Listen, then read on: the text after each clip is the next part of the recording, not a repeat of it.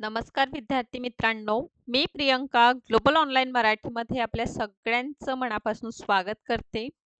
आज आपण महाराष्ट्र सेट परीक्षा 2026 याकरिता पेपर क्रमांक 2 इतिहास या विषयातून जर आपण महाराष्ट्र सेट एक्झामिनेशनचं प्रिपरेशन करीत आहात, तर आपल्याकडे नक्कीच हे संदर्भ पुस्तकं असायला हवी. मोस्ट इम्पॉर्टंट ही बुक लिस्ट आहे. येणारी परीक्षा जर आपल्याला क्वालिफाय व्हायचं आहे तर नक्कीच या बुक पुस्तकातून आपल्याला अभ्यास करायला हवं. सोबतच मित्रांनो, लक्षात घ्या, दरवर्षी आपण बघतो महाराष्ट्र सेट एक्झामिनेशन ही वर्षातून एकदा आपली परीक्षा होत असतं आणि 2025 ची परीक्षा ही जूनमध्ये संपन्न झालेली आपल्याला दिसून येतं आणि अनेक विद्यार्थी मित्र 2026च्या एक्झामिनेशनचं वाट बघत आहे. तर आपल्या प्रिपरेशनला आपण सुरुवात करायला हवी, कारण एक्झामिनेशनचं नोटिफिकेशन आल्यानंतर 3 महिन्याचं कालावधी आपल्याकडे असतं. तर या 3 महिन्यामध्ये संपूर्ण हिस्ट्रीच्या 10 युनिट्स आहे. असं नाही की फक्त 1-2 युनिटच आहे. मोठा असा इतिहासाचा सिलेबस आहे. आणि जर आपल्याला नक्कीच माहिती आहे की येणारी सेट एक्झामिनेशन आपल्याला टार्गेट करायचं आहे, तर आपण आजपासूनच अभ्यासाला सुरुवात करून द्यायला हवी. महाराष्ट्र सेट एक्झामिनेशनमध्ये पेपर 1 असतं. हा कॉमन असतो मित्रांनो. तर हा जनरल पेपर असल्यामुळे 10 युनिट आहे आणि सगळ्याच विद्यार्थी मित्रांना हा पेपर द्यावं लागतं. यानंतर आहे पेपर 2. पेपर 2 जर आपण हिस्ट्रीमधून अभ्यास करीत आहात, तर हिस्ट्रीचे आहे टोटल 10 युनिट. या 10 युनिटही डिवायडेड आपल्याला केलेलं दिसून येतं. सुरुवातीच्या जर 3 युनिटचा आपण विचार केलेलं, तर या एन्शंटवर आधारित आहे.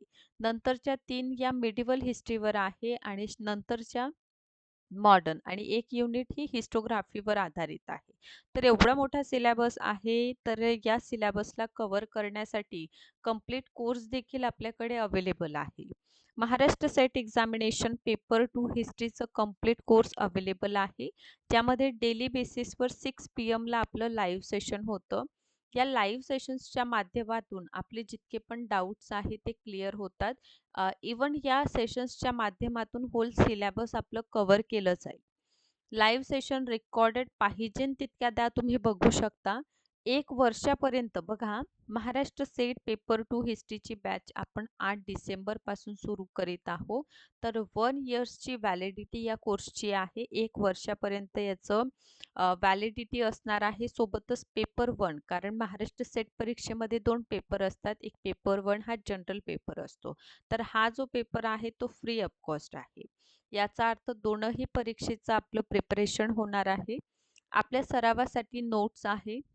आपल्या सरावासाठी MCQs आहे आणि विविध रेफरन्स बुक न वापरता कंप्लीट 10 युनिटचं इवन हिस्टोग्राफीचं सुद्धा MCQ सेट आणि नोट्स देखील हिस्टोग्राफीचं अवेलेबल आहे. सो आजच आपण ऑफिशियल नंबर्सवर कॉन्टॅक्ट करा किंबहुना प्ले स्टोअरवरून ग्लोबल ऑनलाईन ॲप डाउनलोड करा. कोर्सची फीस 10,000 आहे. यावर डिस्काउंट मिळेल आणि मात्र 8,000 मध्ये हा कंप्लीट कोर्स अवेलेबल आहे. ऑफिशियल नंबर्स तुम्हाला दिलेला आहे आणि लक्षात घ्या, 8 डिसेंबरपासून आपली बॅच जी आहे ती सुरू होत आहे. त्यामुळे लवकरात लवकर तुम्हाला हिस्ट्रीच्या कोर्सला जॉईन व्हायचं आहे. हिस्ट्रीचं जर टोटल सिलेबस जसं मी पूर्वीसुद्धा सांगितलेलं आहे की हिस्ट्रीचं टोटल 10 युनिट आहे. या 10 युनिटपैकी युनिट 1, 2 आणि 3 या 3 युनिट आधारित आहे मित्रांनो आपलं एन्शंट टाईम पिरियडवर. त्यानंतर 4, 5 आणि 6 या ज्या 3 युनिट आहे त्या आधारित आहे मिडिवल इंडियावर. मिडिवल टाईम पिरियडचा संपूर्ण भाग, इव्हन पूर्व मध्यकालीन भारत अशा देखील प्रश्न भरपूर विचारतात.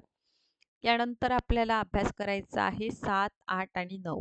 ठीक आहे, तर 8 तारखेपासून आपण एन्शंट 8 डिसेंबरपासून आपली बॅच सुरू होत आहे, ज्यामध्ये आपण एन्शंट हिस्ट्रीला आपण सुरुवात करीत आहोत. ओके, आणि शेवटची युनिट आहे हिस्टोग्राफी. हिस्टोग्राफीचं MCQs, हिस्टोग्राफीचं PYQs अँड हिस्टोग्राफीचं नोटसुद्धा अवेलेबल आहे. ऑफिशियल नंबर्स आहे, यांवर कॉन्टॅक्ट करा. 8 तारखेपासून बॅच सुरू होत आहे, त्याला जॉईन करून घ्या.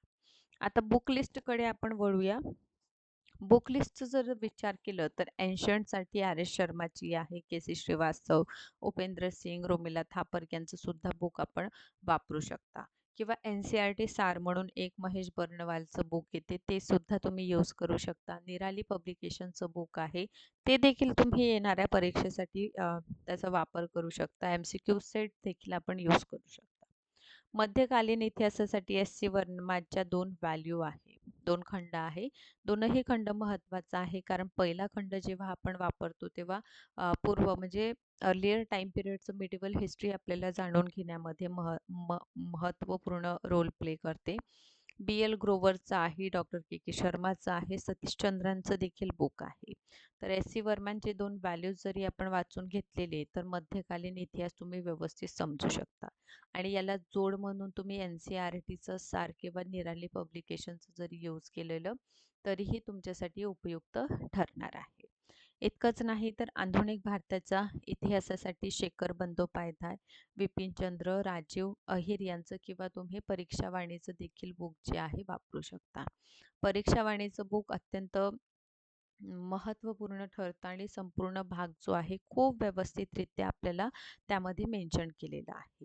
आणि हिस्टोग्राफीसाठी तुम्ही कंप्लीट आपल्या नोट्ससुद्धा अवेलेबल आहे, कारण युनिट क्रमांक 10 याच्या नोट्स मित्रांनो अवेलेबल आहे.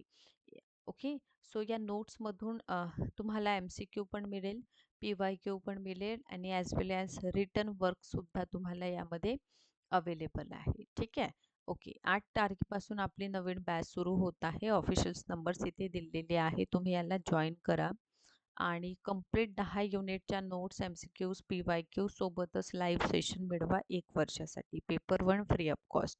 सो नक्कीच आपल्याला या कोर्सकडे वळायला हवं आणि येणारी जी महाराष्ट्र सेट परीक्षा आहे ते इतिहास या विषयातून आपण क्वालिफाय करायला हवं. त्यासाठी हा संपूर्ण कोर्स आपल्याला एक मार्गदर्शक स्वरूपाचा ठरेल. खूप तुम्हाला मदत होईल मित्रांनो या कोर्सचं एक्झामिनेशनला क्वालिफाय करण्यासाठी. सो अशाच प्रकारे व्हिडिओ लेक्चर बघत राहा. काही डाऊट्स आहे हिस्ट्री रिलेटेड कमेंट बॉक्समध्ये सुचवू शकता आणि अशाच पद्धतीने व्हिडिओ लेक्चर पाहत चला. Thank you so much.